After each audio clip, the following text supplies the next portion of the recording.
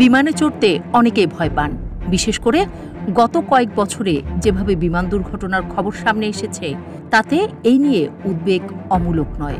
তবে আজকের দিনে বিমান এখন আর কেবল লাক্সারি নয়, বরং প্রয়োজন।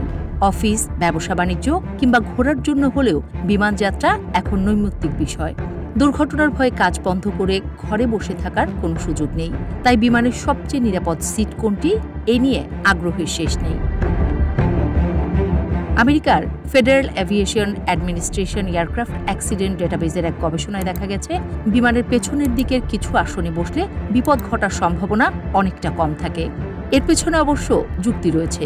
গবেষণাটিতে বলা হয়েছে, বিমানের ডানাগুলিতে জ্বালানি সঞ্চয় করে রাখা হয়, ফলে আগুন লাগলে ফ্লাইটের মাঝখানের অংশটি সবচেয়ে বেশি ক্ষতিগ্রস্ত হয়।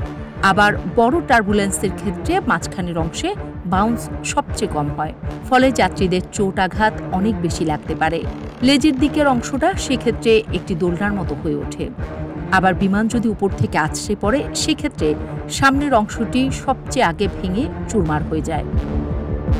পেছনের আইল সিটে বসলে দ্রুত এমার্জেন্সি গেটের দিকে যাওয়া যায়। অতএব সব দিক ভেবে পিছনের সারির মাঝামাঝি আসনগুলোকেই সবচেয়ে নিরাপদ বলে বিবেচনা করা যেতে পারে। আবার জানালার দিকে সিটে বসলে কোনো দুর্ঘটনায় সিট থেকে বেরোতেও বেশি সময় লাগার কথা। তবে আসার কথা হচ্ছে, বিমান অন্যান্য যানবাহনের চেয়ে অনেক বেশি নিরাপদ। ইউএস ন্যাশনাল সিকিউরিটি কাউন্সিলের সমীক্ষায় দেখা গেছে, গাড়ি দুর্ঘটনায় 102 জনের মধ্যে একজনের মৃত্যু হতে পারে। সেখানে বিমানের ক্ষেত্রে এই সংখ্যাটা হল 2,01,000 জন। বাংলাদেশও বিমান চলাচলের জন্য বেশ নিরাপদ। 1972 সাল থেকে 2023 সাল পর্যন্ত দেশে 20টির মতো উল্লেখযোগ্য বিমান দুর্ঘটনা ঘটেছে।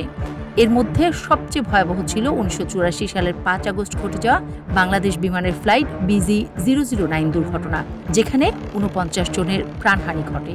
এছাড়াও 2012 সালের 12 মার্চ নেপালের কাঠমান্ডুতে বিসিএস বিমান বিধ্বস্ত হয়ে 51 জন মারা যান, যার মধ্যে 26 জন বাংলাদেশি ছিলেন। যদিও বড়সড় দুর্ঘটনায় কোনো আসনই নিরাপদ নয়, আতঙ্কিত না হয়ে সচেতন থাকাটা বেশি জরুরি। যাত্রার সময় অবশ্যই সিট বেল্ট বেঁধে রাখা উচিত, যাতে টার্বুলেন্স বা আকস্মিক ঝাঁকুনির সময় নিরাপদ থাকা যায়।